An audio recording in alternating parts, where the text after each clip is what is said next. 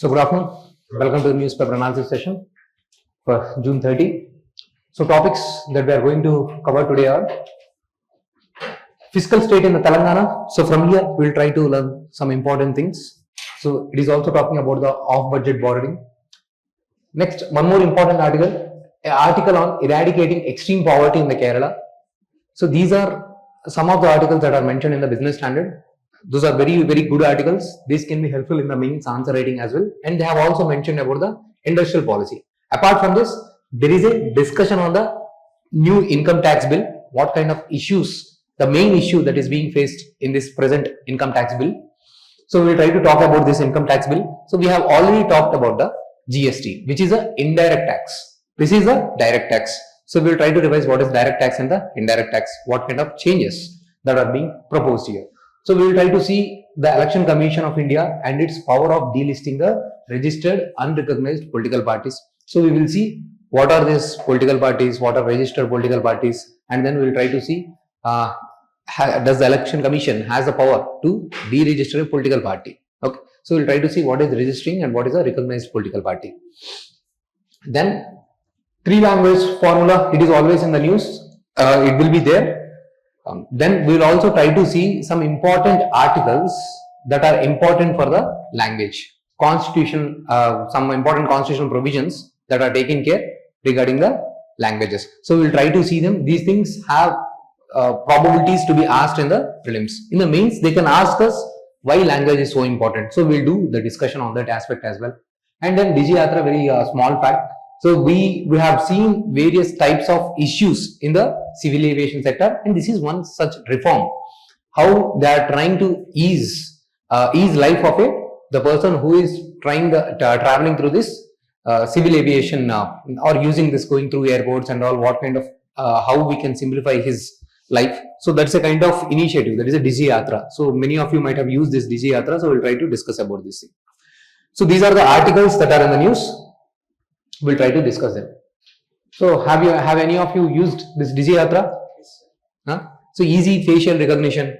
So I told you these airports are over congested. So you have to stand in the queues and all. So where you have to go through the long check-in process and all. But when you use this Digiyatra, so things will be simplified. Automatically your face registrations will using this AI and all. You will be going through the simplified process. So this is what it happens in the Digiyatra. It is there in the Hyderabad also. It is there in the 24 airports, and they want to expand to the 41 airports by March 2026. Nothing much important in this. So just I want you to be aware about this Digiyatra. That's why I have taken up this article. So only thing that they have mentioned here is they are going to expand this thing. See here, what are the key features of the Digiyatra? See, whenever we read the news, why it is in the news? What is the current context? See here. Whatever the articles that we have discussed, that we have taken in the Business Standard, they are talking about this thing. It is an effort to expand its facial recognition based airport check-in app usage in India, aiming for 80% adoption. Even I don't use it basically. So basically we are not that tech savvy, right? So we'll go through the process, even if it is lengthy, even if it is cumbersome. We don't we have that kind of resistance switching to the technology and all. Okay, so the usage is very less. It is 30 to 35%. It has to be adopted by 80%. Next time when you travel, okay.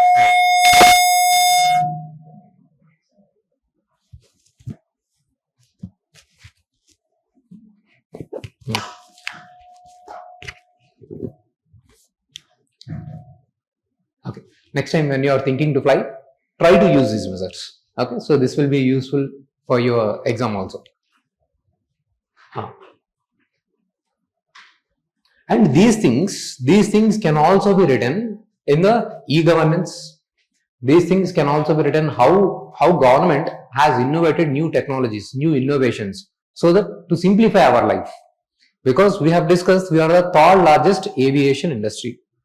So the better you simplify the process, the people will try to use it. One major challenge is these days we are facing very strong competition from the railway sector. We want growth both in the railway sector as well as the civil aviation industry.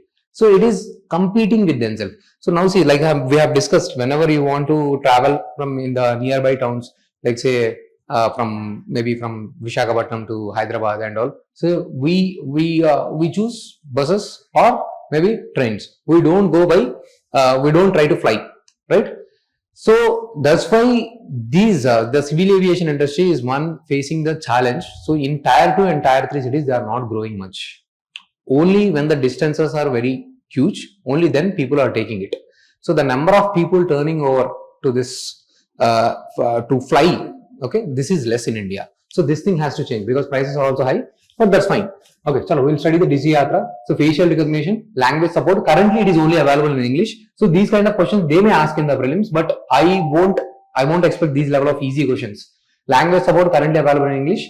Now they are trying to expand it to the more languages. Identity verification. Initially, the app only accepted Aadhaar for enrollment, but now they are also trying to take driving license. They are trying to expand more. Okay, PAN card and all. Also, they are accepting as a kind of ID verification. So that's all the basic thing. Now come to the 3 language formula. So which is the education policy that is talking about the 3 language formula? The recent education policy 2020, not 4. Okay, new education policy 2020. They talk about the 3 language formula. This is the same issue. Tamil Nadu is in conflict with the central government because they say, why do we have to adopt this 3 language formula? We are comfortable with the 2 language. Why to put the unnecessary extra stress? They are learning the local language, whatever the regional language is there, they are trying to learn that, and the additional language, whatever the English that is required for the communication purposes within the India as well as outside India. So they don't want to put additional stress. South Indian states also see this is a kind of imposition of the Hindi. Though they may ask you in the prelims, they have not mentioned anywhere that within this 3 language formula, 1 language has to be Hindi. They have not mentioned this thing. But still, like say one language we adopt is a English. One is a state's language, and another language will be, especially in the South Indian states, it is a Hindi. I remember how my friends used to struggle. Okay, when till 10th class, I have seen. Okay, they struggle a lot. But yeah, passed Daro, only these 1 or 2 things they learn from the Hindi, and it becomes very difficult for them to score more in these languages and all. So it would be a kind of additional burden. Why to stress much on there? Why not focus on the English, and why not focus on the STEM languages like say science, mathematics? So there we can focus much. So this is how they have the Maharashtra has gone back on this 3 language formula. At the same time, it becomes very difficult. Now, how many north states or northeastern states are adapting the south languages? This is also there. Not about just Hindi. There should be progress of each and every language. But are the South Indian languages progressing? So, do you expect the northeastern state people are learning Telugu, Kannada, Malayalam? So, these things? No. Basically, most probably they will adopt Sanskrit. This is what generally happens in the north or northeast. They will adopt the Sanskrit as a language. Okay. So, there is also another viewpoint. Why to focus too much on this language? Why not focus basically simply on the other areas? How to improve the quality of the education? How to improve the learning, foundational learning of a student? Why not focus on this, and why to stress more things on the language? Okay, this should not be the major point of concern. We have also seen there is a provision that till 5th class teaching should be in the mother tongue. But again, we have seen how will you bring teachers who are good at the mother tongue? Okay, maybe for every, it is saying that for every 10 kilometers, there is a change of language in India. Now, how can you bring so many teachers for different languages in every school? How can you teach this thing? This is also a very difficult challenges that we are going to face because of the language issue. Okay, so now these things. So now you guys tell me, do we have any kind of national language for India? What is the national language of India? We do not have national language. Official language? Official language is basically Hindi. As per the article 343. See here, Hindi in the Devanagari script is the official language of the Union. The numerals used for the official purposes ought to be in the international form of Indian numerals. Okay, just remember first line. Hindi is the official language. Now read the 343 subclause 2. For 15 years, from the commencement of the constitution, English was to be continued to be used for all official purposes. So, according to the constitution, Hindi is the official language and English can be continued.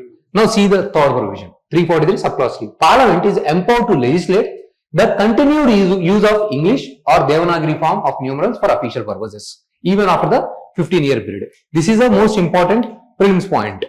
So, after 15 years, Constitution is empowering the Parliament to make a law to to extend the usage of the English. Because of this thing, Parliament has made a law, Official Languages Act 1963. Okay, initially they have extended for few more years, later on they have extended indefinitely. They said till the South Indians are not that comfortable with the Hindi, there will be a usage of both official language, English and Hindi as the official languages. Very important article. Since this is recurring in the news, you have to by heart and you have to utilize these things in the mains, and they may ask specifically in the prelims. They may give you these provisions as a statements and they will ask you. Okay, so do not make it wrong. So we do not have a national language.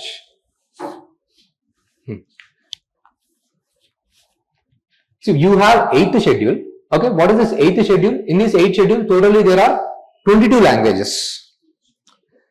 There are some languages which are being provided protection. Okay, so this is not the national language. Do not think that these are the official language or national language. No, this is different thing. And there are also some special directives. See, all these things are important. Article 350, grievances can be redressed in any language used in the union or state. 350A, see here, state should provide primary education in mother tongue for the linguistic minorities. Now, in order to implement the same thing, Article 350A, they have introduced the policy of new education policy where they are saying up to 5th class it has to be taught in the mother tongue. So, if the question is asking you in the means, okay, do we think this we can go forward of teaching education in the mother tongue? Do you think this thing works? So before getting into the argument, we will say our constitution mandates as per the article 350A that state should provide the primary education in the mother tongue. In order to implement this thing, we have passed the new education policy which also reiterates the same thing. Now we will talk about what are the positives. Some positives will be, yes, child might be able to understand better. Okay, his like I also tell you, whenever you are trying to understand any concept, understand it in your own language. These things will simplify concepts for you and you will not forget. The retention will be longer. Maybe a child might not be that used to English language or any language. His language might be different. Even within the states, there will be many local languages. So you see, for this is Telangana. Within this Telangana, there would be many various regional languages. Telugu is one of the major language here. Okay, not just the Telugu and the Urdu. There would be many local languages. If you go into the different parts in the regional areas, okay, there are different languages that are spoken by different tribal groups, different communities. So challenge is bringing the teachers from these languages, and for suppose there are one student from different languages. How will you allot the budget accordingly? So this becomes very difficult. So that is a challenge. So this can also be asked. I think this was the question that was asked in one of the state PSC exam. In APPSC or TSPSC, in one of the state service exam, they have asked in the mains. In the essay, they have asked. Okay, so what is the utility of bringing the teaching things in the mother tongue? Okay, they have asked this question. So they can ask in the GS1 or they can ask in the GS3 utility challenges of teaching things in the mother tongue. So you need to be aware.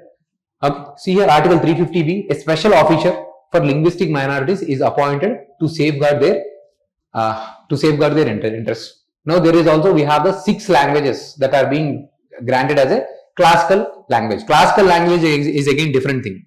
Okay, do not link it with those schedule 8. That is different thing. Okay, so we are providing some of the language, 6 languages, a classical status. If it has long history of evolution, it has unique script, then we consider that a language as a classical language. When we consider a language as a classical language, then we try to promote that language. So recognizing a language as a classical language gives some importance. See, for us, language, why it becomes very important, it is not just about the culture. It is not just about the communication. Language is also important from economic dimension as well. Now, for suppose from tomorrow onwards, if everyone says, UPSC says, you have to write in Hindi. UPSC comes out with this provision. That's it. Gone. Majority of the people is gone. So, it is not just a social thing. It is also having some kind of economic connotation. So, people might lose. So, previously when the British used to, in order to discourage the Indians, they used to include having Roman, these kind of languages, French, as a compulsory papers that has to be taken for the UPSC. Even in that cases also our Indians have cleared the exam. That is a different thing. Okay, that's a spirit. Okay. So that way the language can be a barrier if you do not have that skill. Okay. Maybe you may not be able to progress in your job, or maybe you may not be able to take up the necessary exams. So that's why it becomes too personal for the people. It is not just about the cultural and the social thing. It also have the economic dimension. So this has high potential to be asked in the mains, this year mains. So we do not know what kind of question they can ask, but what are the dimensions that can be asked? They can ask, so why the language is the most important, and what are the provisions that are there in Indian Constitution to protect the language. So these things we have to talk about. We also have the very important Article 29. See here, citizens have right to conserve their distinct language, script or the culture. So this is trying to protect about the minority interest. Now minority means not just from the religion perspective. Even the language, you have the language maybe spoken by 100 people, only 100 people. Okay, even that has to be properly protected. This is what the Article 29, it is significant. Because see, maybe you can consider it this way. For suppose, there is, you guys might be aware of this Rig Veda, it is not written.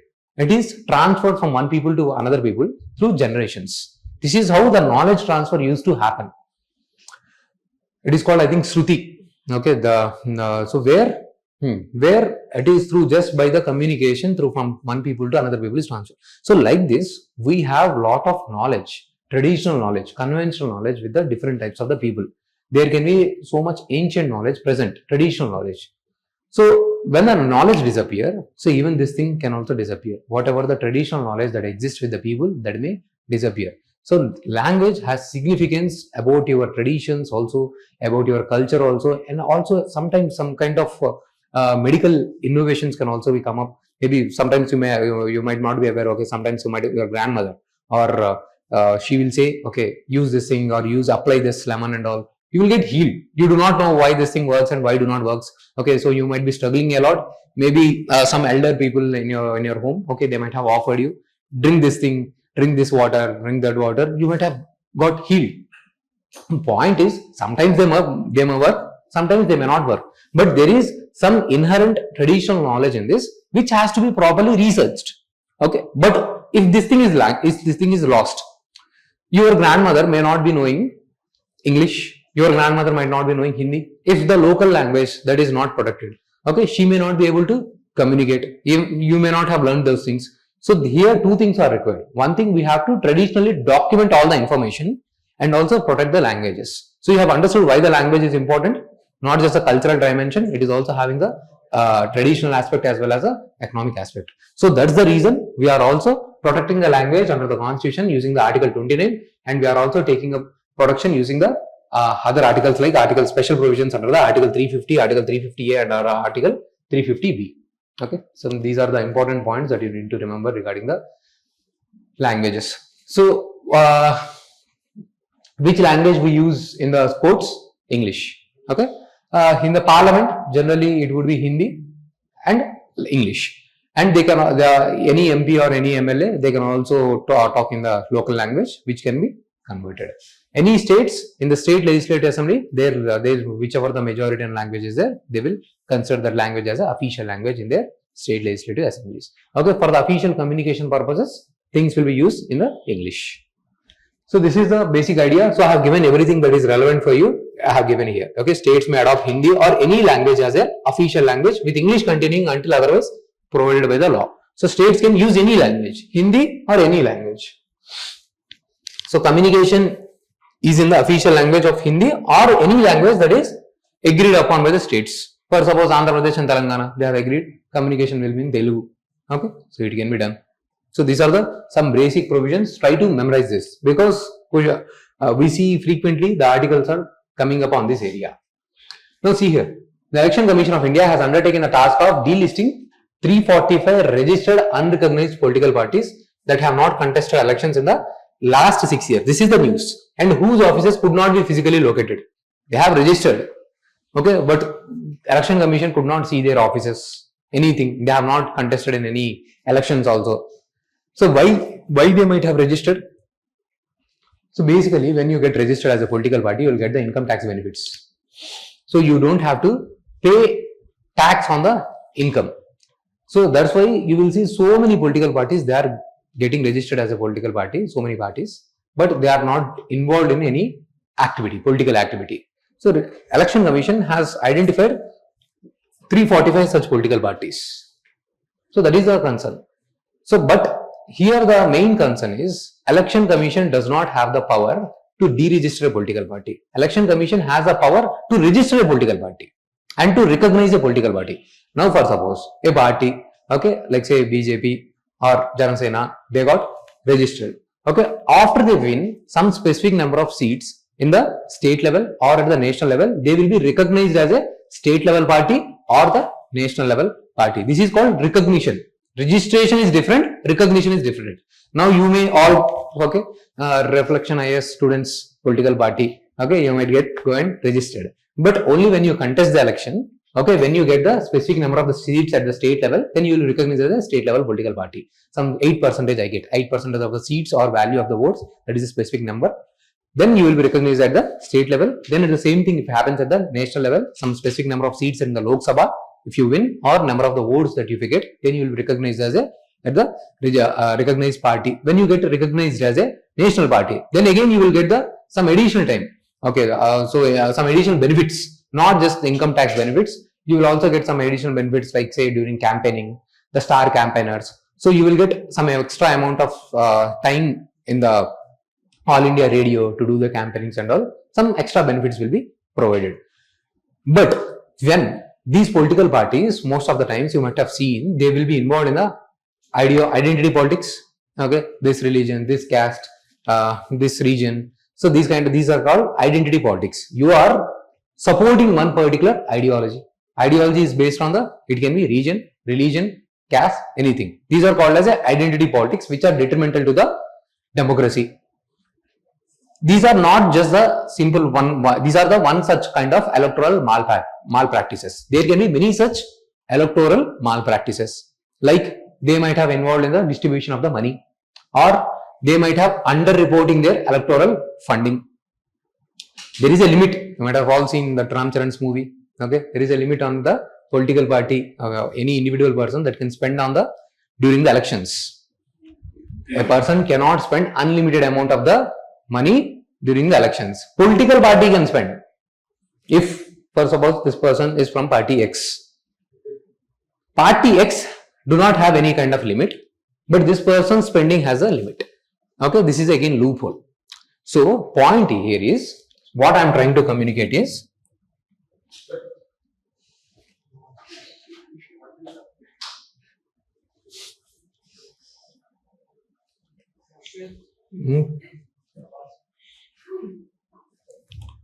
okay.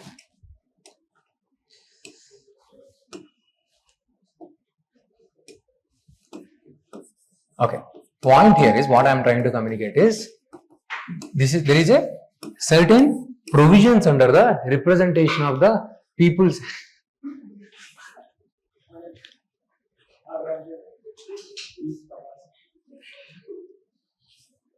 Okay, come back. So there are certain provisions under the representation of the People's Act 1951. So these provisions are telling you how the elections has to be conducted, what kind of guidelines has to be followed by the political party to participate in the elections and make these elections successful. If any political party is not adhering to these rules, what kind of punishment has to be given? If I am the person, I am the Election Commission, I can deregister a political party. Okay, I am the one who is registering the political party, then I should be also having the power to deregister a political party if they are doing some kind of electoral offences. So we have discussed various electoral offences, like identity politics is one thing, under-reporting of your spending is another thing, or involving in the corrupt practices like distribution of money to the people. Okay, you are not supposed to distribute money, right? So we have to do these things. When any political party is indulging in this kind of thing, so there has to be some kind of punishment mechanism for the Election Commission. But currently, Election Commission do not have this important power. Even when they have identified that this political party is involved in this malpractices, still the Election Commission is not able to do anything. This is the major concern that they are facing.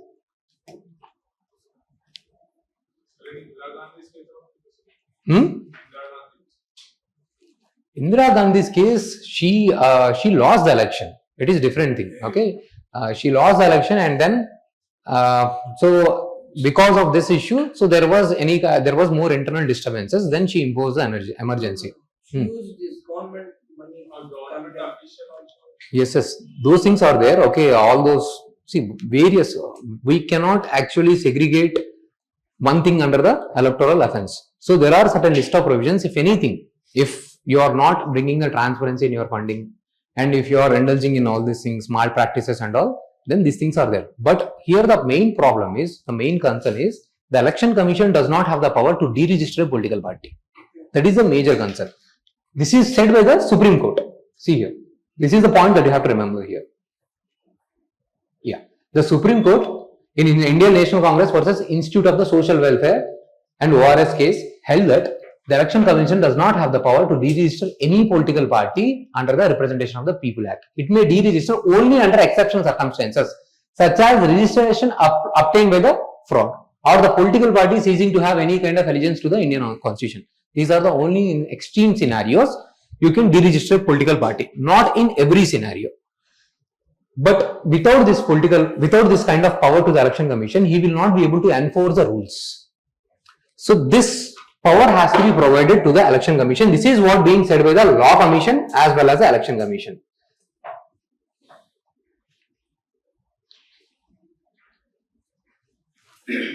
See here.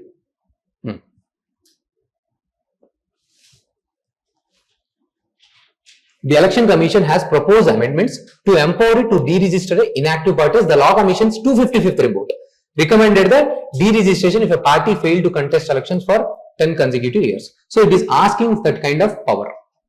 Okay. So in the same way, if this power is provided, the Election Commission can also enforce the Moral Code of Conduct. What is this MCC, Moral Code of Conduct? Whenever the elections is going on, this Moral Code of Conduct is basically, it is not having any kind of legal backing. Understand this in a simple way. See, MCC, Model Code of Conduct. Understand by the language itself. Model Code of Conduct. Conduct means behavior. Model means ideal. Ideal code for the behavior. For whom? This is for the political parties. These are very basic in nature. Elections are going on, so it will come into the picture. So you should not involve in this identity politics. You should not involve in this corrupt practices, malpractices. These are some fundamental things. But still, many parties you may during election times indulge in these things, and Election Commission is not able to do anything. So Election Commission should be provided this power to deregister a political party. So that's why this is an argument that is going on. So these things will be in the news whenever the elections come. When you study static syllabus of your GS2, elections and election commissions, there you will try to study everything. What is the MCC? What are the pros of having the MCC? What are the cons of not having the legal backing for the MCC? Since it is not having any kind of legal backing, if there is a legal backing, if any political party violates it, then you can file a case in the relevant High Court. But if there is no legal backing, then again it is very difficult to enforce. So on this line again the question can be asked. But since it is not in the news, I am just going forward. I have just given you the basic idea that you should be having awareness.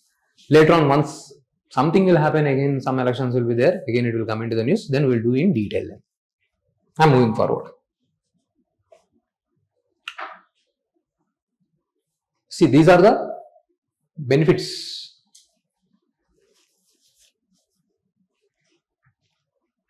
See here.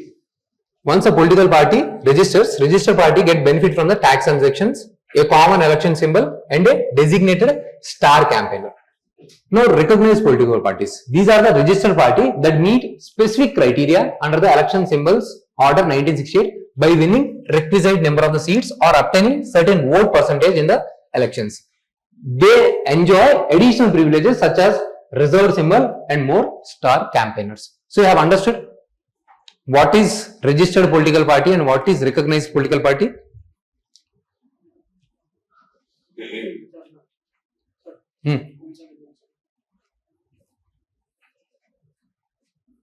So registration means basically you are just simply registering as yourself as a political party. Recognize means if you win specific number of seats in the state level, you will get a state recognized political party. At the national level, you will get the national level recognized political party, or number of votes that have been polled.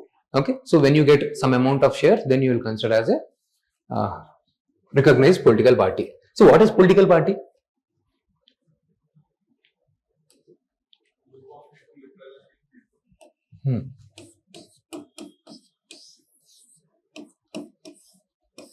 It is a kind of association. The people who have the same ideology, they are forming the association. What is their objective? To attain a power, to come to the power, to form the government. This is the purpose of the political party. So keep things in a simple manner. Always the homogeneous entities come together. Here the homogeneous entities are the political parties. Political party means they might be having some ideology, be it a right-wing party, left-wing party, or a centrist party, anything. They will have some kind of ideology. They are coming to the forming the association with the intention to form the government. To form the government, or else they do not have. Now, what is the significance of the political party? When you have the political parties, what is the significance? To represent people. Yes, they will represent the people, and they provide alternative to the government. You have opposition parties, they are providing alternative to the government, and they will also make the democracy more substantial and inclusive. For suppose a political party is not focusing on the minor viewpoint. Now these political parties can reach out to the ground, they can understand their viewpoint, and they can put their stand in front of the government. So that's how we have the parliament discussions, debate. That's where the discussions will be fruitful and makes the democracy stronger. So this is political party and its significance, and registration of the political party is very important. When they register, they will get the income tax benefits, but generally what happens is they will be involved in the money laundering kind of activities, black money and all. So they will register. So they will move the, okay, they'll sometimes this keeps on happening. Okay, they'll make a registration, and whatever the black money is there, they will ask the people to donate for this political party. So there is also a stand that whatever the donations made by the person more than 20,000, all those things has to be reported. If you are making donation above 2,000 rupees, it has to be in a check form. You cannot donate in a cash form.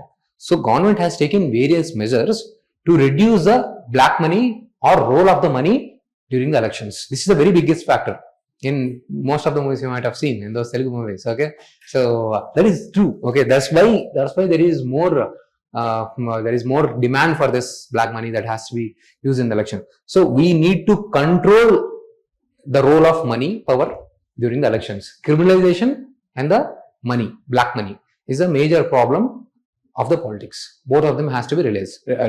Both has to be addressed. So we have to reduce the criminalization of the politics, means criminals entering into the politics, and we have to reduce the role of money power in the politics. Only then the common man, youth, will be able to enter into the politics. We cannot think of entering into the politics because huge amount of money is involved in this. It becomes very difficult for us, right? So if the role of money is reduced, we can more participate. So that's why various measures are being taken, and then this is one such measure. Even so, that's why you have to report.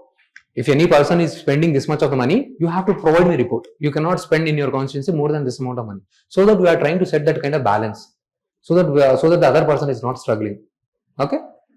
Got the clarity, big picture? So as we proceed, more topics will come on the election commission, model code of conduct, then we'll try to add. But do not forget the base. If I ask you what is the model code of conduct, in one line you should be able to answer me. Okay, is it having the legal backing? MCG? No. Okay, election commission has the power to deregister? No. Okay, and then okay, so they will get you got the clarity. What is a recognized political party and what is a registered political party, right? So we'll move forward.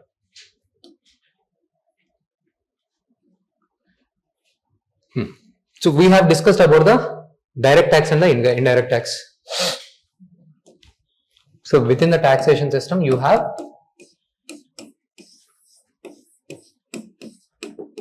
direct and the indirect tax. Tell me in simple one line, what is direct tax? Tax collected directly from the people, like income tax. Burden cannot be shifted. Taxation burden cannot be shifted. Okay, remember the simple one line. Here, the taxation burden can be shifted. That is called indirect taxation.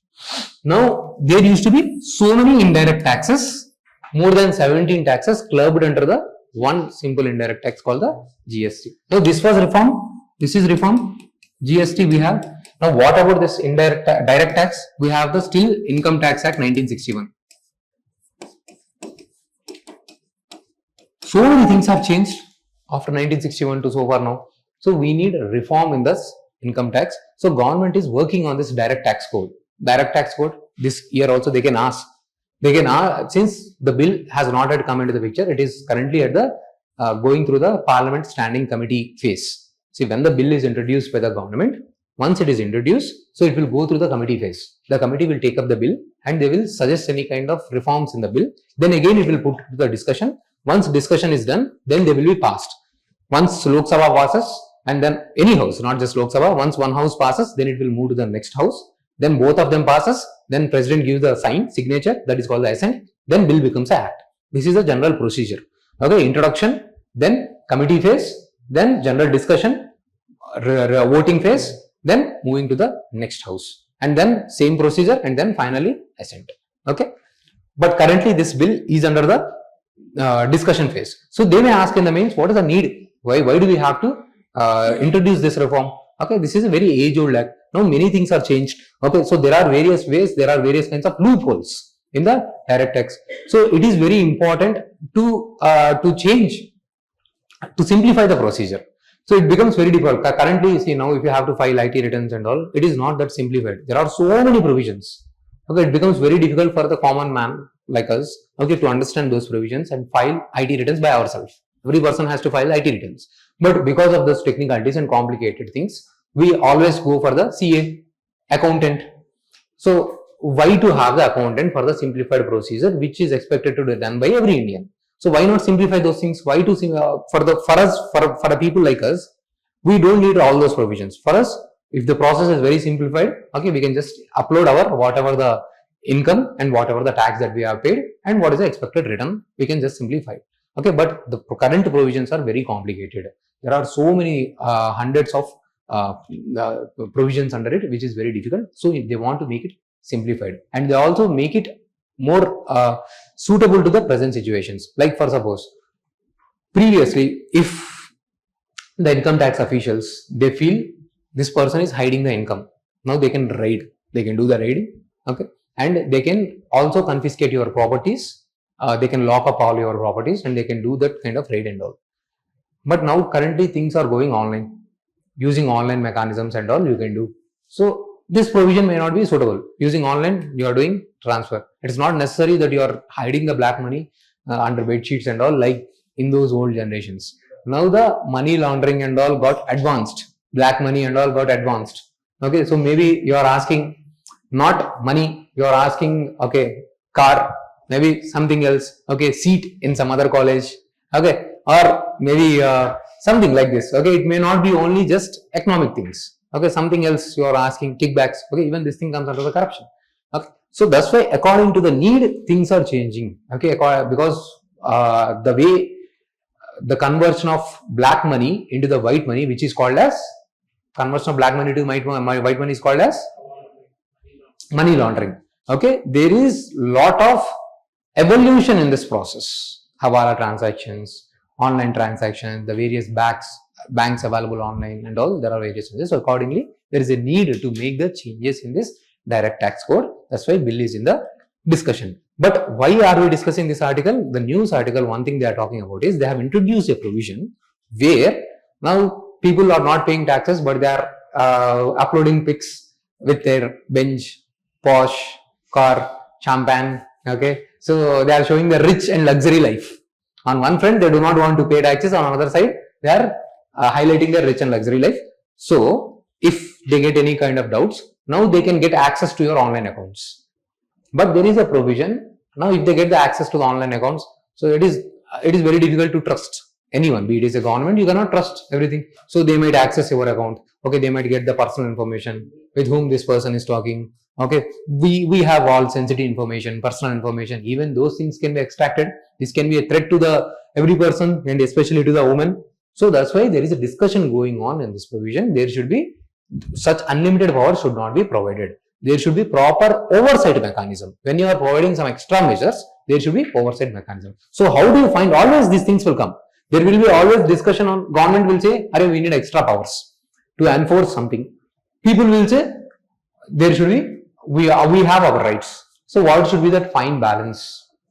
Okay, always fine balance is having an independent inquiry committee or oversight committee to check these things. So that's why this is in the news. The Parliamentary Standing Committee is going through this provision in the income tax bill. That is in the news. This is the point that you have to remember. See here, income tax bill, current status under review by the Parliamentary Select Committee. A report expected later on. See here, current section 247 to 249. Grant tax authorities power to access and search the digital data. Allow overriding passwords and encryption with a reason to believe. So no password of yours will work. Okay, they have the power to override. So they are going through concerns that have been raised. So senior advocates warn that this provisions could weaken the digital security. Some legal experts argue existing laws already support similar provisions, and comparison with the international standards suggest similar practices exist all there. So these are the supporting arguments from the government. We are already having those provisions. Why do some other countries are also having those provisions? Why to not bring those things? So always the balance is there is a need for judicial oversight. Okay. So we have to also take care of the Supreme Court's Puttaswamy judgment. What is this Puttaswamy judgment?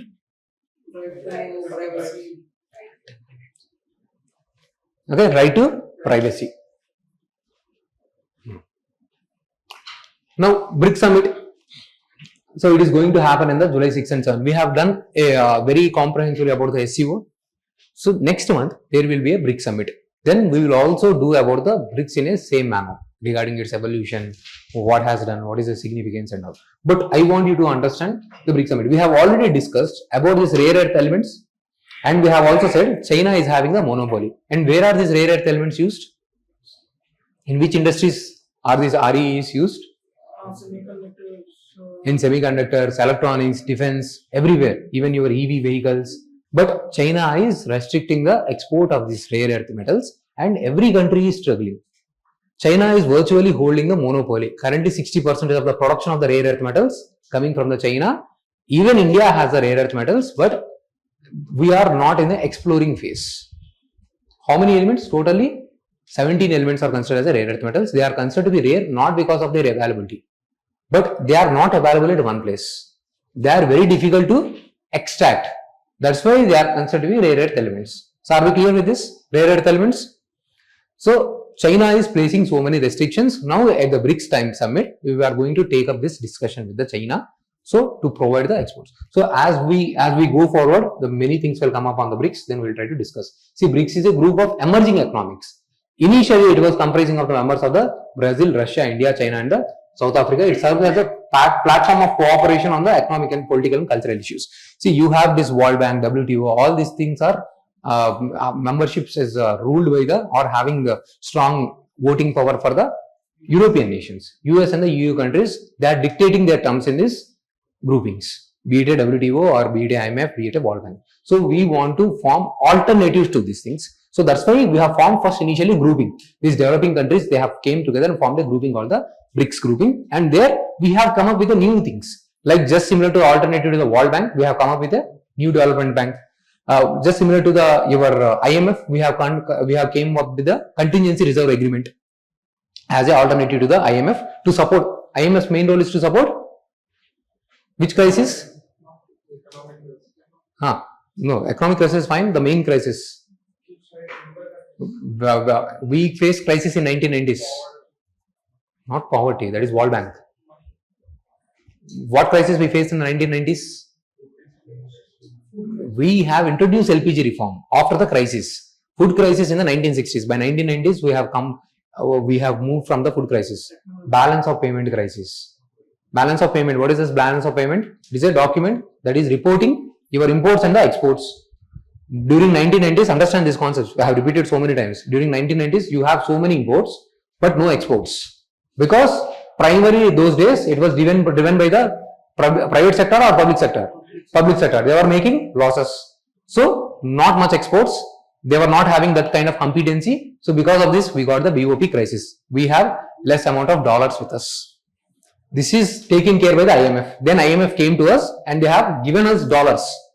But they made conditionalities. You have to open up your economy. You go for the liberalization. You go for the privatization. You go for the globalization. Okay, liberalization means reduce the whatever the restrictions you have. Okay, so licenses. For suppose previously there used to be license rule for any company to start their operations. Now we have done away with the licenses. Privatization means involving more private. We have discussed about the IPOs, government disinvestment. That is called the one process of the privatization, or attracting more private, or globalization means attracting the FDI and all. So as per the IMF reforms, we have introduced this thing. But IMF put us conditionalities, it is imposing on us. So that's why alternative that is being brought by the BRICS is BRICS banks as well as a contingency reserve agreement. This is the basic essence why we have introduced this concept of the BRICS. Okay. So are we clear with the fundamental basic? Contingency reserve agreement, CRA. So is this fundamental aspect clear? Okay. So they are going to discuss about this. This BRIC grouping is going to discuss about this rare earth elements in the upcoming July 6th to 7th meeting. Okay. This is the foundational concept that you need to understand. Now see here.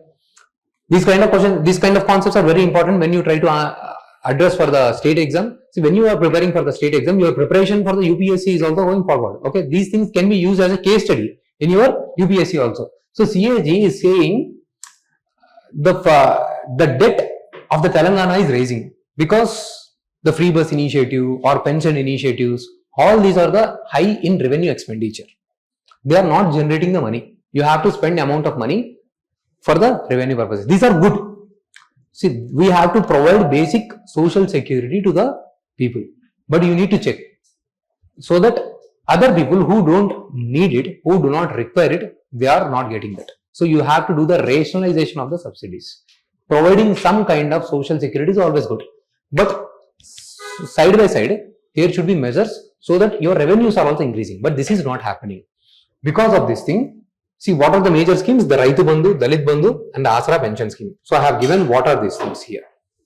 Dalit Bandhu, Asra pension schemes and the Raitu Bandhu schemes. So because of these schemes, revenue expenditure is continuously increasing. If you can see here, the overall debt, it is becoming nearly 36 to 37% of their GDP. This is very huge. Okay. So debt means accumulated. Fiscal deficit means the borrowing that I do for that 1 year. For suppose this year my revenues is not in match with the my expenditure is so high which is not matching my revenue, so I will borrow more money. If I borrow more money, I have to pay the interest. So this borrowing along with the interest rates, all this thing gets accumulated and form the debt. So debt anything more than 30% is very huge for the state government. It should be somewhere in the 20s. If the debt is rising, what is the problem? So you have to spend more and more money for the payment of the interest as you go on. So you will not have money to spend on the capital expenditure like roads, health, education. You are just going and providing only subsidies. From where you will get the money? After a time period, you will not get the money. So your state will struggle. Your investments will go down in that state. Okay. So CAG has said this is causing a problem. Okay. The debts are rising. It can rise as high as 36% to 37%. And there is called off-budget borrowing. Off-budget borrowing means generally when there is a budget document, government will come up what is the amount of borrowing they are going to do. Off-budget borrowing means you are not showing it on the documents. Okay. So you are providing a guarantee to some of the state corporations. You are not borrowing. As a government, you are not borrowing. You are asking state corporations, state entities to borrow money. Okay. So they are, for suppose central government, they will ask Food Corporation of India to borrow money so that they provide, this Food Corporation of India is providing the rice at the subsidized price to our people. In the same way, for suppose this state public corporations, they buy oil at higher prices. Sometimes government will ask, keep the prices of this oil low. Now, in order to balance their balance sheet, they have to borrow money so that to manage their expenditure and revenues. So these companies will say, how can we borrow? State governments will say, we will give the guarantee. So this is called off-budget borrowing. They are not showing it on the document. This is also one of the major concerns that is being adopted by the various states that you have to remember. Now Kerala, one of the beautiful things about the Kerala is they focus on the vulnerable section, destitutes, which we were talking about the previous days. India was struggling. Okay, India was struggling with this high amount of poverty and all. See, Gujarat is the most developed state, but the amount of inequality that is present in this state is very high. Always capitalism breeds inequality, but you will always see the very high growth rate. When a state is supporting more a socialistic kind of economy, you will not notice huge growth rates, but these things, poverty reduction will be very high. Kerala is the one state in entire India where the poverty levels are very less, as low as 1%, and by November 2025 they are going to close it to the zero. Very beautiful thing, right? Even the healthcare facilities are also very good. But problem is, for the initial basic care, they will be able to provide. The state government will provide basic facilities of health. So one of my friend went to Kerala with his wife on honeymoon. Okay, so he was driving the bike and he met with the accident. He fell off from the bike. Okay, so immediately he went to the hospital. There, every service, very beautiful care was provided. So basically, he was not pro the Communist Party and all. So that day he was really shocked the way the services are provided in the Kerala. Okay, how the healthcare facilities are developed in the state government. Okay, so he got really impressed. Okay, then he changed his stand. Okay, so these are very important. Not always capitalism. So always there is a need to balance the capitalism with the socialistic approach. So here in this approach, they are trying to reduce the poverty by community-based development. Okay, by bottom-up approach. That means, so local governments, they'll see the people. They'll see who is struggling. For suppose you are from the local villages. These are all the group of people.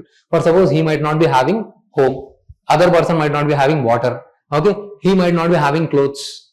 Okay, so like this, different people are different. They are struggling with the different things. Okay, some person might be going through not proper clean fuel. Okay, so toxic fuel they are using. So I identified at the local level using the local government and the self-help groups what are their problems, and accordingly I will provide the services. This is called bottom-up approach, community-led development. So I can utilize the resources also very well.